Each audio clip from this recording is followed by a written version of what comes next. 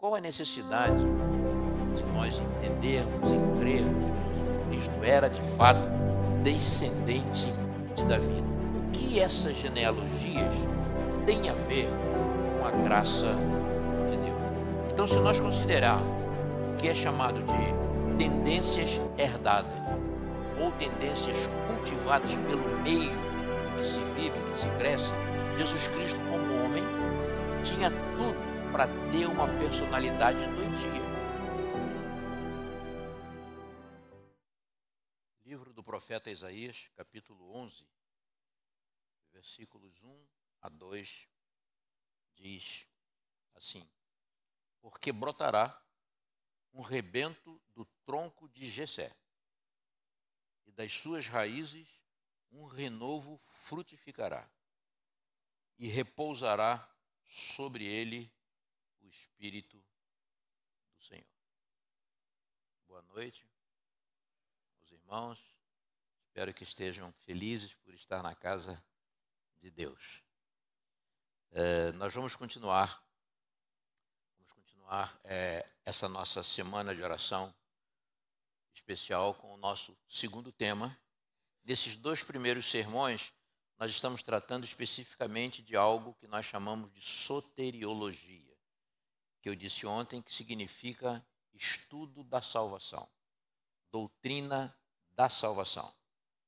E a partir de quarta-feira, nós vamos descansar então amanhã e depois, e a partir de quarta-feira nós retomaremos a nossa semana de oração, agora abordando um outro aspecto da mensagem adventista, que é o que nós chamamos de escatologia, ou seja, o estudo dos eventos finais. E eu disse ontem que essas 2 colunas, esses 2 pilares da mensagem adventista, sobre os quais se sustenta a mensagem adventista e que tem na sua base a doutrina do santuário e a tríplice mensagem angélica, eu disse que essas 2 colunas devem ter da nossa parte o mesmo nível de interesse, o mesmo nível de estudo, para que nós possamos então compreender, sentir a alegria da salvação pelo estudo da soteriologia e a questão do preparo para os eventos finais que nós vamos ver a partir da quarta-feira. Irmãos, a Bíblia Sagrada, eu costumo dizer que ela é uma coleção de arquétipos, uma coleção de modelos, uma coleção de personagens e que se parecem muito com cada um de nós. Ou seja, todos nós temos um pouquinho de todos os grandes personagens bíblicos. Então, todos nós temos um pouco de Davi, temos um pouco de Salomão, temos um pouco de Pedro, temos um pouco de Abraão, temos um pouco de Jacó. Então, nos assemelhamos a eles em diversos aspectos, principalmente no que diz respeito aos seus defeitos. Nós realmente parecemos muito com cada um deles. E a vida dessas pessoas, a vida deles, elas comprovam, as vidas deles comprovam que se fossem necessários méritos humanos, se fossem necessárias virtudes próprias para obter a salvação, nenhum desses personagens, cujos nomes vocês estão vendo aí na tela, nenhum deles chegaria aos céus. E com certeza também nenhum de nós chegaria aos céus pelos próprios méritos. Nem mesmo aqueles personagens sobre os quais a Bíblia não diz nada de negativo. São muito poucos, mas a Bíblia não diz nada de negativo a respeito de Enoque, não diz nada de negativo a respeito de Daniel, não diz nada de negativo a respeito de Maria, mãe do Salvador, mas mesmo esses personagens, a depender das virtudes deles, nós não alcançaríamos os céus. Eu digo sempre que, dependendo das nossas virtudes, o céu é uma absoluta impossibilidade para o ser humano. Eu vou falar agora de uma coisa chamada genealogia bíblica. O que é uma genealogia? É aquela descrição de nomes e filiações, muitas vezes monótonas, que nós encontramos em certas partes da Bíblia. Mas elas estão na Bíblia por alguma razão. Elas não estão ali sem nenhum tipo de objetivo. Por exemplo, há uma genealogia que eu chamo de genealogia da graça. É essa que os irmãos estão vendo aí. É a genealogia de Jesus Cristo. São os antepassados. É a árvore familiar da qual nasceu o nosso Salvador nesse mundo com natureza semelhante à natureza humana. E na Bíblia há duas genealogias de Jesus Cristo. Como está ali na tela, uma citada em Mateus capítulo 1 e outra citada em Lucas capítulo 3. Eu não vou ler, mas se nós compararmos essas duas genealogias de Jesus Cristo, a de Mateus e a de Lucas, nós vamos notar duas principais características a respeito delas. Primeira característica, vocês estão vendo aí. A que está em Mateus, ela vai de Abraão até Jesus Cristo. E a que está em Lucas, ela faz o percurso contrário. Ela vem de Jesus Cristo, vai até Adão, termina no Éden, termina em Deus. Então, essa é a primeira característica que nós notamos quando comparamos a genealogia de Jesus Cristo descrita em Mateus e a genealogia de Jesus Cristo descrita em Lucas.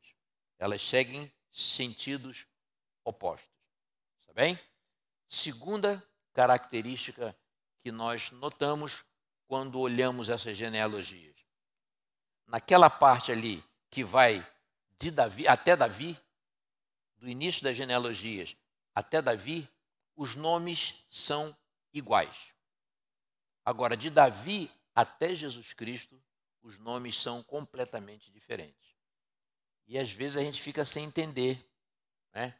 Mas é muito fácil entender. Há entre os biblistas, que são os estudiosos, os teólogos, que se dedicam a entender, a compreender, a destrinchar essas questões bíblicas, há várias explicações sobre essa diferença.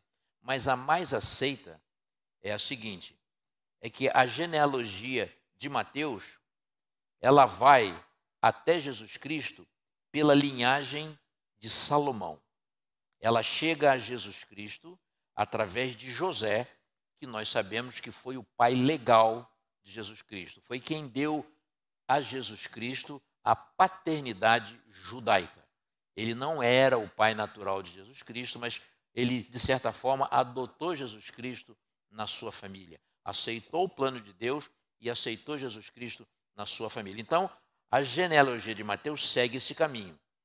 Nessa parte em que os nomes são diferentes, que é entre Davi e Jesus Cristo, nessa parte, a genealogia de Mateus, ela vai pelo caminho da linhagem do rei Salomão, certo? A outra genealogia, que é que faz o sentido contrário, ela sai de Jesus Cristo, é a de Lucas, ela sai de Jesus Cristo através de Maria, que nós sabemos que foi a mãe natural humana de Jesus Cristo, ela sai de Maria através da linhagem de outra pessoa, que é Natã.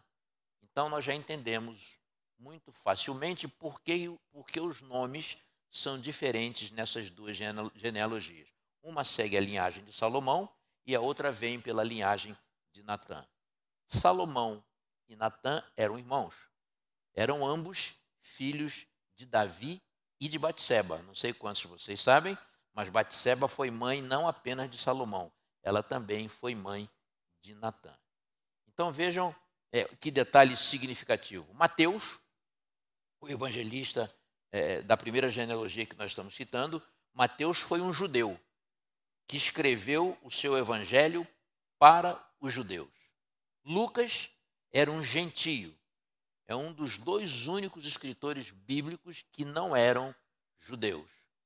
Um deles era Lucas e o outro, se vocês não sabem, era Nabucodonosor. Nabucodonosor tem um capítulo do livro de Daniel que foi escrito por ele, por Nabucodonosor.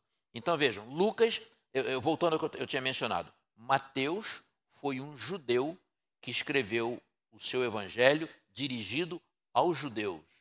Lucas foi um gentio, ou seja, um não-judeu, que escreveu o seu evangelho para os não judeus.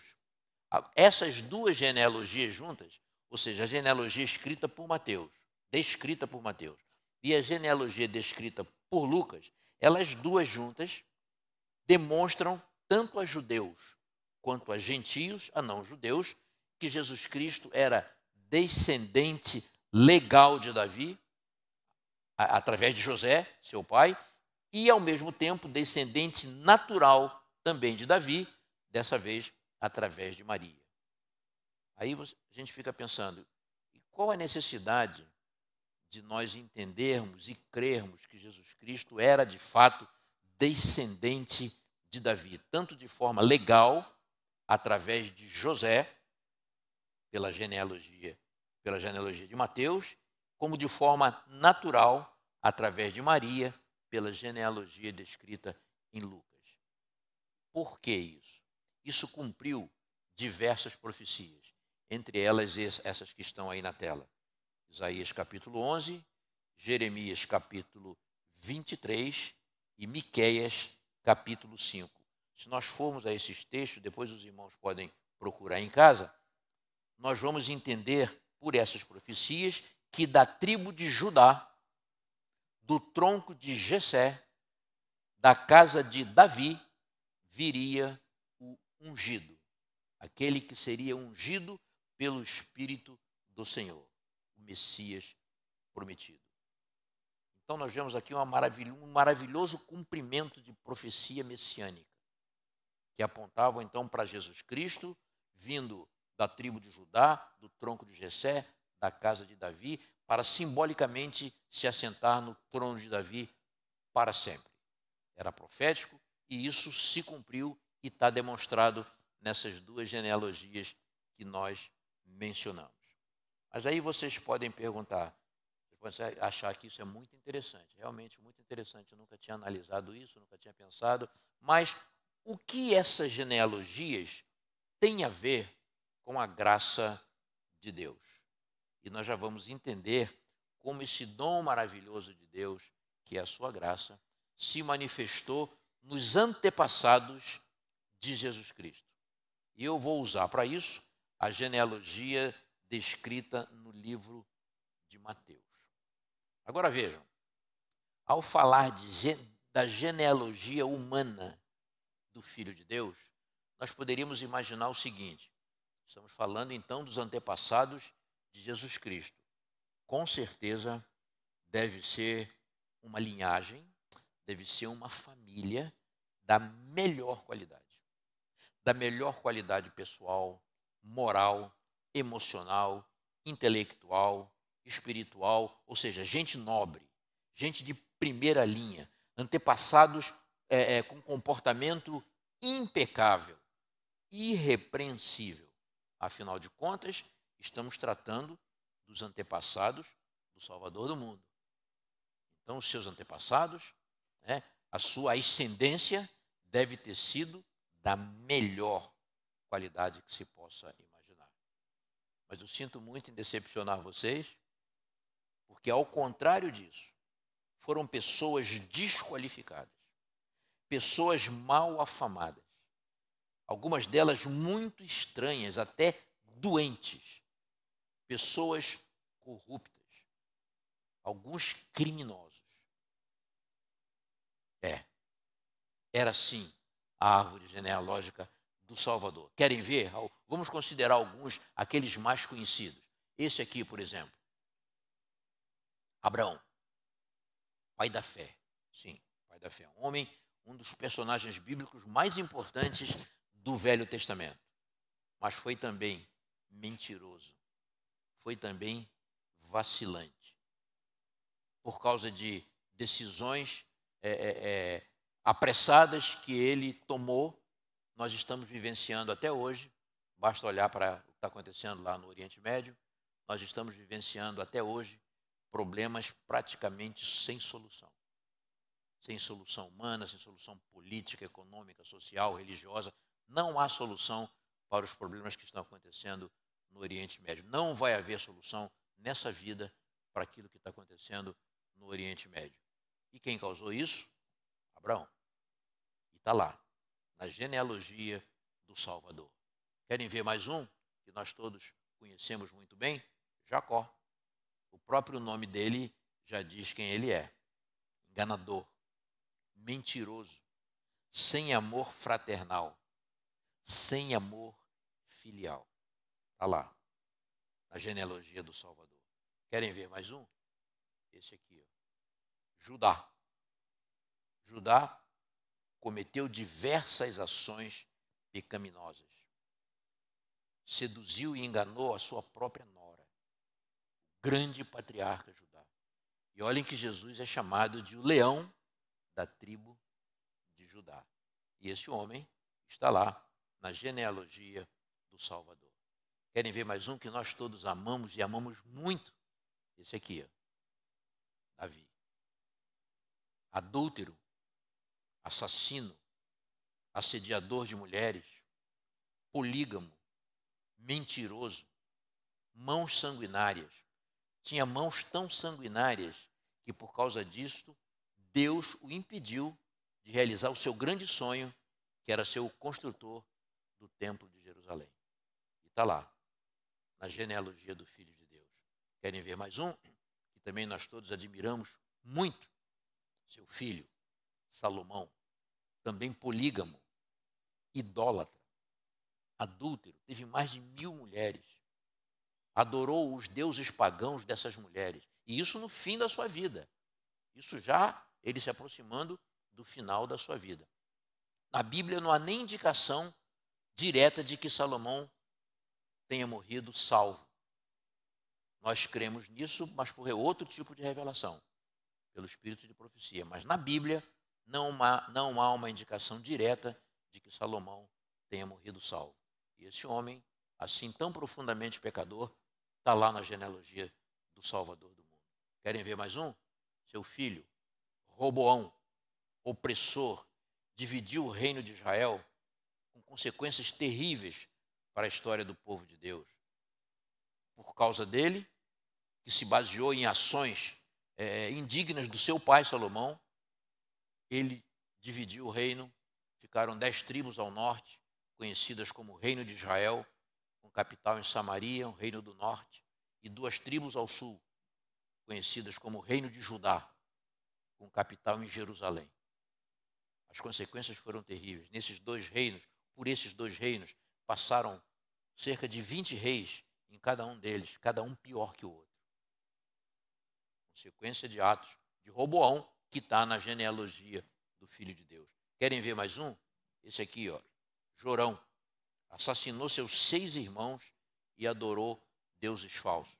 Mais um, Uzias, profanou os rituais do templo e morreu leproso. Querem ver mais um? Acais, um dos mais ímpios reis de Israel, de Judá, idólatra, sacrificou seus filhos a Baal. Por falar em Baal, esse aqui, Manassés, ímpio, assassino, o pior rei de Judá, idólatra, também sacrificou seus filhos a Baal no templo de Jerusalém e construiu altares a Baal dentro do pátio do templo de Jerusalém. Manassés. Está na genealogia do Salvador. Antepassado, família de Jesus Cristo. Querem ver mais um? Amon, idólatra, feiticeiro. Está lá na genealogia de Jesus. E alguns foram ilustres desconhecidos, ninguém sabe quem foram esses ou o que eles fizeram. Abiúde, Azor, Sadoc, Matã, ninguém sabe quem foram esses aí. Estão lá, na genealogia do nosso Salvador. E entre esses antepassados de Jesus, eu citei apenas alguns, tem mais gente, né? Entre esses antepassados, há, por exemplo, reis impais, ímpios, que geraram filhos justos, como, por exemplo, Acais, um dos mais ímpios reis de Judá, que gerou Ezequias, um rei justo.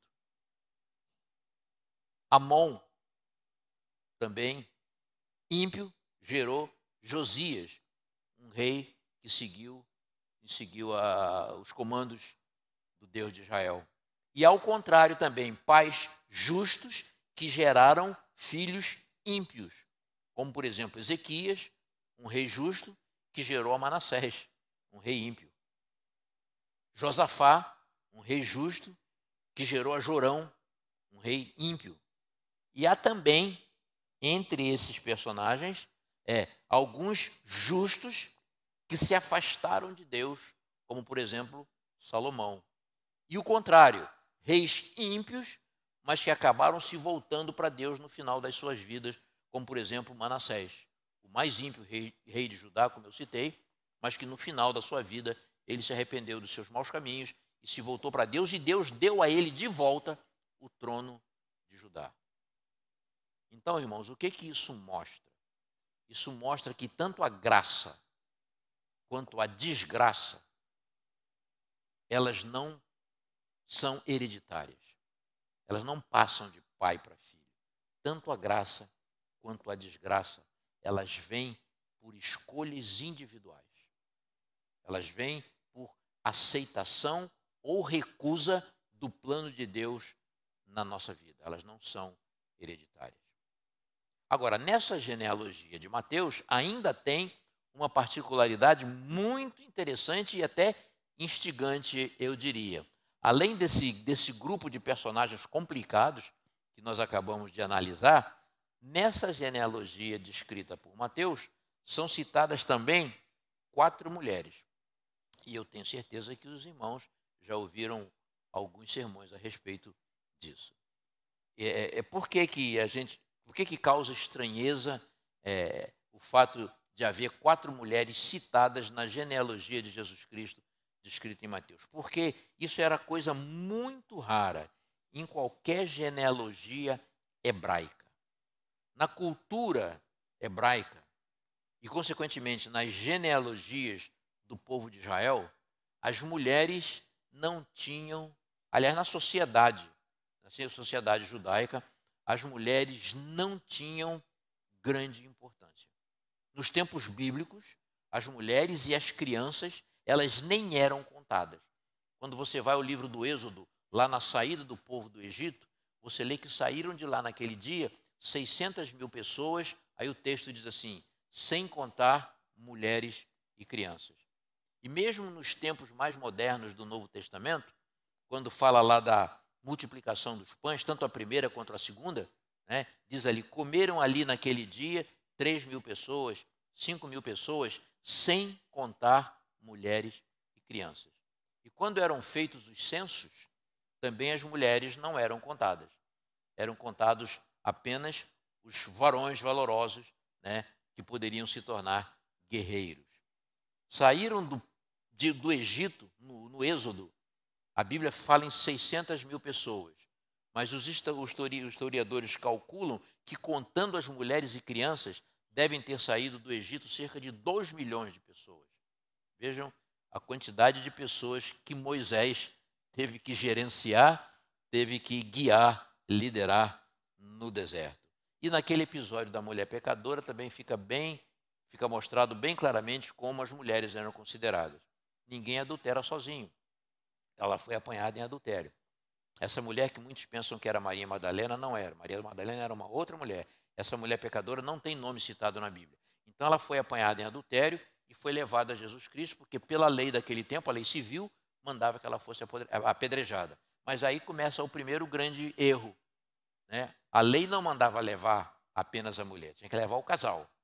Os dois teriam que ser apedrejados, segundo a lei daquele tempo, mas levaram apenas a mulher. Então vejam, as mulheres também não podiam falar nas sinagogas. Aquela era uma sociedade patriarcal. Era uma sociedade patriarcal ao extremo. As mulheres não podiam falar nas sinagogas. Eu não sei se eu comentei com vocês, nos últimos 5 anos que eu morei no Rio de Janeiro, eu morei em Copacabana, perto de uma sinagoga, uma grande sinagoga judaica, e eu costumava ir lá às sextas-feiras para fazer o Shabá com eles. Quando eu não tinha ensaio de conjunto, nem de coral na minha igreja, eu gostava de ir lá. Minhas filhas eram pequenininhas e eu ia lá fazer o Shabá com eles. Me tornei amigo deles e aprendi muita coisa com o povo judeu, nessas vezes que eu fui lá. E uma coisa que eu notei era que as mulheres sentavam de um lado, na sinagoga, e os homens do outro lado. Até hoje existe, então, essa segregação em relação às mulheres. Desculpem, olha, elas não podiam falar nas sinagogas, elas não podiam frequentar escolas religiosas. Os rabinos afirmavam o seguinte: é preferível quebrar a lei do que ensiná-la a uma mulher. E o judeu tinha uma oração que dizia mais ou menos o seguinte: obrigado, Senhor, porque não nasci camelo, nem samaritano e nem mulher. Então vejam como as mulheres eram consideradas, né, naquele tempo. Eu não diria só naquele tempo, não. Né? A menina, quando nascia, ela era propriedade do pai. Era o pai que decidia toda a vida dela, escolhia inclusive o seu marido, o seu casamento. Né? Então a menina nascia, era propriedade do pai. Quando ela casava, se tornava propriedade do marido. Então essa era a triste vida da mulher naqueles tempos. E ainda hoje, em muitas sociedades, nós sabemos que elas são tratadas dessa forma ou até pior. E essas 4 mulheres que são citadas na genealogia de Jesus Cristo, elas não eram nem figuras ilustres, como, por exemplo, Sara, Rebeca, Raquel, Miriam, Débora, Ana, Esther. Não eram mulheres ilustres como essas que eu citei, que se tornaram ilustres como essas que eu citei. Ao contrário, essas 4 mulheres citadas na genealogia de Jesus Cristo descrita em Mateus, eram mulheres de má fama, mulheres com passado obscuro, mulheres com moral duvidosa, mulheres sem virtudes pessoais, algumas delas sem honra. Aliás, nenhuma comunidade cristã dos nossos dias daria cargos oficiais a essas 4 mulheres que são citadas na genealogia de Jesus Cristo. Vamos conhecer essas nossas 4 heroínas. Tá? Esse aqui é o texto. Mateus, capítulo 1, 3, 5 e 6 diz assim: Judá gerou de Tamar, a primeira mulher, a Pérez e a Zera. Salmão gerou a Raabe, a segunda mulher, gerou de Raabe, a segunda mulher, a Boaz. Este, de Rute, a terceira mulher, gerou a Obed. E Obed, a Jessé. Jessé gerou ao rei Davi. E o rei Davi, a Salomão, aquela, não tem nem nome, sabe aquela? Daquela que fora mulher de Urias, e nós sabemos que se tratava de Batseba.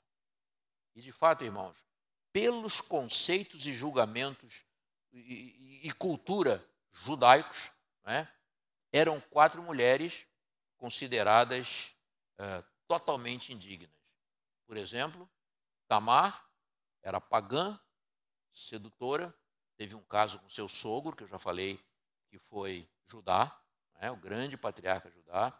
Raabe, também pagã, prostituta. Ruth, também pagã. Até em relação à moral de Ruth, não há nada assim que desabone a conduta dela. Mas era uma sem pátria, era uma expatriada, era uma sem terra, né, uma estrangeira. Então vejam, das 4 mulheres, 3 nem faziam parte do povo de Israel. Estão lá na genealogia do Salvador. Né? E Batseba, né, considerada adúltera, na realidade ela foi seduzida por Davi. Os historiadores dizem que Batseba tinha entre 17 e 18 anos, era uma menina. Davi já tinha 51 anos quando seduziu Batseba e era o grande rei de Israel. Então vejam, ela não tinha nem como resistir àquele assédio. Mas quem levou a fama foi ela, certo? Então, se nós considerarmos o que é chamado de tendências herdadas ou tendências cultivadas pelo meio em que se vive, em que se cresce, Jesus Cristo, como homem, tinha tudo para ter uma personalidade doentia. Com antepassados desse nível, Jesus tinha tudo para ter uma personalidade doentia, para ser um somatório de todo tipo de perversões, de problemas emocionais, de desvios comportamentais, porque ele era produto de uma hereditariedade da pior qualidade. Aliás, povo de Israel, o próprio povo de Israel, se nós formos lá na origem do povo de Israel, o povo escolhido de Deus, ele tinha na sua origem o quê? Na origem das suas 12 tribos, ele tinha o quê? Um relacionamento polígamo de Jacó com 2 mulheres e 2 concubinas, com 4 mulheres.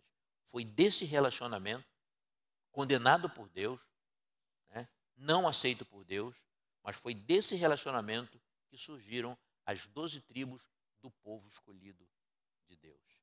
Então vejam, ao apresentar esses assuntos, esses casos, né, estranhos, tanto na origem do povo de Deus, como na genealogia do Salvador do mundo, quando a Bíblia apresenta isso aí, nós vemos que a graça de Deus lida com estranhas situações. E entendemos que Deus fala uma outra linguagem, diferente da linguagem a qual nós estamos acostumados. Deus vê o coração.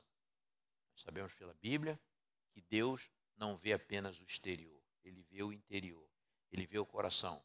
Isso é uma linguagem figurada, porque o coração não pensa. Deus vê a nossa mente. Ele conhece os nossos pensamentos. E a linguagem de Deus é a linguagem do perdão, é a linguagem da inclusão, é a linguagem da aceitação. E é também a linguagem da justificação, da mudança de vida, da transformação e da restauração. Mas apesar desses antepassados doentes que Jesus Cristo teve, ele, Jesus Cristo, foi perfeito. Na sua natureza humana, semelhante à nossa, ele foi perfeito, foi santo, foi puro. Ele não se deixou afetar pela carga genética dos seus antepassados. Não se deixou. Com base nisso, nós podemos afirmar o seguinte, irmãos: não há passado obscuro, não há influência genética, não há condicionamento psicológico, não há meio social pervertido que possa impedir uma pessoa de ser alcançada pela graça de Deus. Não há. De impedir uma pessoa de ser restaurada, de ser transformada, de nascer de novo, de se tornar uma nova criatura. Então, nenhuma tendência para o mal, seja ela uma tendência herdada dos antepassados que tivemos, ou seja uma tendência cultivada pelo meio em que nós vivemos e crescemos. Nenhuma tendência herdada ou cultivada poderá barrar naquele que crê a força espiritual incontestável que o Evangelho puro de Cristo Jesus tem para alcançar o ser humano, para reconciliar o ser humano com Deus, para mudar os gostos do ser humano, os interesses dele, as motivações dele. E desses principais personagens que eu mostrei aí para os irmãos, que eu citei, alguns deles, ao longo das suas vidas, passaram pelo arrependimento, passaram pela confissão, passaram pelo perdão de pecados e foram o quê? Foram justificados. Eles foram justificados, não os seus erros. Deus não justifica pecados, Deus justifica pecadores. Pecado, Deus condena e pecado tem que ser pago. Agora, o pecador, ele pode ser perdoado, pode ser justificado e restaurado. E o que é justificação? Já estamos chegando ao final dessa nossa segunda conversa. O que é justificação? Justificação, como está aí na tela, é de uma forma que nós chamamos substituta, Deus atribuir, Deus imputar, como diz Ellen White, Deus creditar, Deus transferir a justiça perfeita, os méritos perfeitos de Jesus Cristo, a obediência perfeita que Jesus Cristo apresentou quando aqui viveu, a morte eterna que Jesus sofreu. Deus pega todo esse pacote de bênçãos, tudo de bom que Jesus Cristo tem e é, Deus acredita na vida do pecador.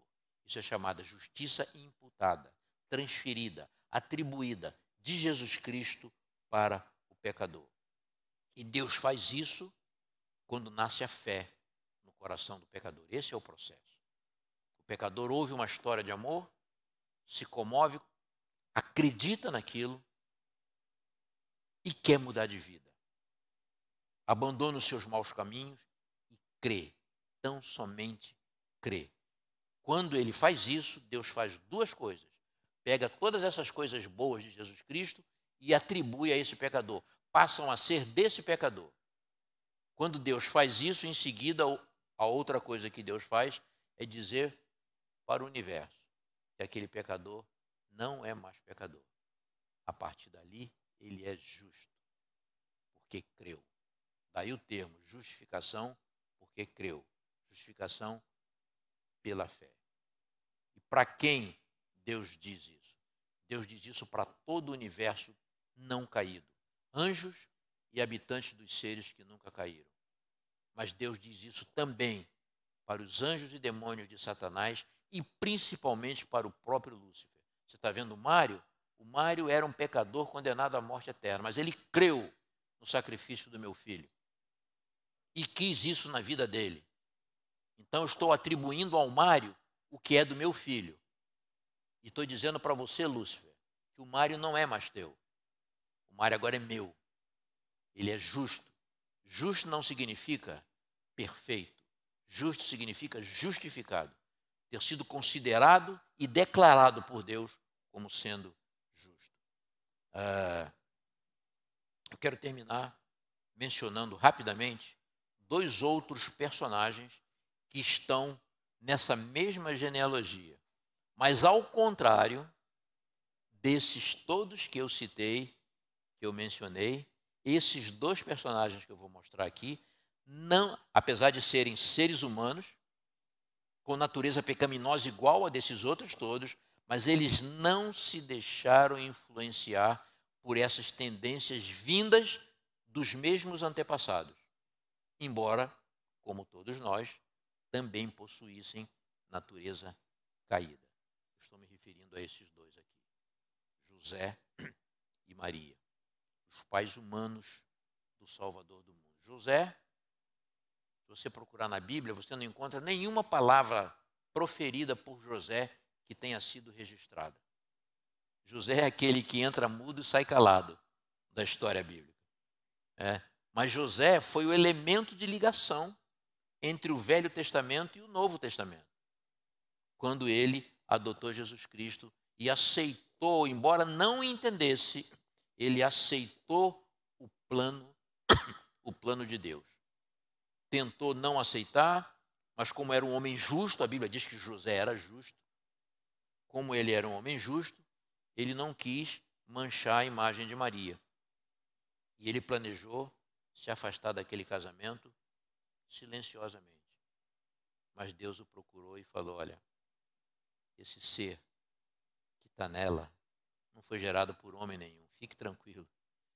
Ele foi gerado pelo meu Espírito. Aceite Maria, case com ela. E ele aceitou. Aceitou o plano de Deus. Não sabemos nem como José morreu, né? José, como eu falei, ele entra e sai da história bíblica sem grandes informações. E Maria também um personagem maravilhoso, que também nunca compreendeu inteiramente a missão do seu filho. Muitas das coisas que Jesus fazia e dizia, Maria não entendia. Só que ela não se rebelava, ela não se tornava incrédula por isso, muito pelo contrário. No livro de Lucas é dito algumas vezes que Maria, não compreendendo o que Jesus tinha feito ou tinha falado, Lucas diz assim, que ela guardava aquelas coisas no seu coração. Ela não entendia, mas ela guardava com ela, porque ela confiava que havia um propósito em tudo aquilo, embora ela não entendesse qual era. E quando o anjo chegou para ela e fez a anunciação de que ela seria mãe do Salvador do mundo, ela estava guardando no corpo pecador dela, um corpo que tinha natureza caída, mas ela estava guardando ali um ser santo, puro, divino. Ela não entendeu nada. Ela não entendeu nada. E aí falou para o anjo, mas como é que pode ser isso? Eu nunca me relacionei com nenhum homem. Não estou entendendo. E o anjo falou para ela, Maria, o Espírito de Deus vai te cobrir com a sua sombra. Olha que coisa maravilhosa. O Espírito de Deus vai te cobrir com a sua sombra. E aí ela entendeu que ela estava sendo ali eleita por Deus para um papel muito especial. E o que foi que ela fez? Ela chega e diz assim para o anjo, aqui está a serva do Senhor, que se cumpra em mim conforme a tua palavra. Ela não entendeu nada, mas diz, tá bom, eu aceito. Aqui está a serva do Senhor. Pode fazer de mim o que você quiser. Eu aceito. Então, esse é o segredo, irmãos. Fé plena, confiança absoluta no propósito de Deus, submissão completa, mesmo que nós não entendamos. E vou dizer uma coisa para os irmãos. A maioria das coisas que nós não entendemos hoje na vida, nós não vamos entender nessa vida. Nós só vamos entender na vida futura, com mente transformada, com corpo glorificado. Aí nós teremos condição de começar a arranhar a superfície dos grandes mistérios de Deus e a entender tudo aquilo que hoje nos parece confuso, estranho e sem sentido. Mistério. Tudo aquilo. Deus tem seus mistérios. Se você vai lá em Deuteronômio 29, diz que Deus tem coisas que Ele revela para os seus servos, os profetas, mas tem coisas encobertas, que são só dele. Que Ele vai nos revelar na eternidade. Eu acredito até que tem coisas que Ele jamais vai nos revelar e que fazem parte de uma intimidade total de Deus, que nós não temos o menor direito como criaturas de querer nos imiscuirmos nesse tipo de informação. Irmãos, a genealogia de Jesus Cristo, ela nos traz inúmeras lições. Isso que eu trouxe para vocês foi apenas uma dessas lições. Mas se vocês lerem e meditarem nisso aí, vocês vão descobrindo coisas maravilhosas nessa história, né, dos antepassados de Jesus Cristo e como a graça de Deus se manifestou na vida de muitos deles que não tinham nenhum mérito, mas acabaram se tornando amigos de Deus, acabaram se tornando heróis da fé. Vários deles estão citados lá naquela galeria dos heróis da fé do livro de Hebreus. Estudar o plano de salvação, irmãos, é conhecer como isso funciona para Deus e como nós podemos nos beneficiar desse amor de Deus que não tem limite. A doutrina da salvação é como se fosse uma ciência exata, uma ciência matemática. Como ciência, ela tem fórmulas, ela tem variáveis, ela tem incógnitas. E se você conseguir entender e colocar esses elementos da salvação na ordem bíblica correta, o resultado disso é líquido e certo. É salvação. É alcançar a salvação em Cristo Jesus. Quando nós conseguimos colocar todos esses elementos, cada um no seu lugar, cada um cumprindo a sua função, cada um deles entrando na vida do crente no momento certo, com a função certa, aí nós adquirimos alegria, certeza, segurança da salvação. Estes são os temas que nós ainda vamos estudar. A partir de quarta-feira, nós vamos nos dedicar então agora ao segundo grande pilar da mensagem adventista, que é a parte soteriológica. Eu gostaria que a parte escatológica, obrigado, irmão, que é a parte que trata dos eventos finais, e eu gostaria de dizer aos irmãos, tanto aos que estão aqui, aliás, uma boa presença, estou feliz por ver bastante gente aqui, mas aqueles também que estão nos assistindo pela internet ou que vão ver esse vídeo depois, não percam a partir de quarta-feira o que nós estamos chamando de a graça nos eventos finais. Vocês vão ver como os eventos finais, que muitas vezes nos assustam. Tem muita gente assustada com o que está acontecendo no Oriente Médio, com o que está acontecendo na economia, na política, no campo social das nações. Muita gente achando que Deus até perdeu o controle sobre esse mundo, pois eu vou dizer a vocês, Deus não perdeu o controle sobre esse mundo. Deus está conduzindo a nossa história com mão firme e braço forte. Ele vai levar a nossa história a um final feliz. Não podemos ter dúvida quanto a isso. Se nós tivermos certeza quanto a isso, não há motivo para assustamento, né? Quando acontecerem esses fatos políticos, econômicos, sociais, ambientais, quando essas coisas acontecerem, nós vamos acompanhar isso aí, mas sem ficar morrendo de medo, sabendo que por trás disso aí há um Deus que controla a nossa história, que nos ama e quer nos conceder vida eterna. Para isso ele chegou às últimas consequências. Para isso ele deu a sua própria vida na pessoa do seu filho. Amém? Maranata.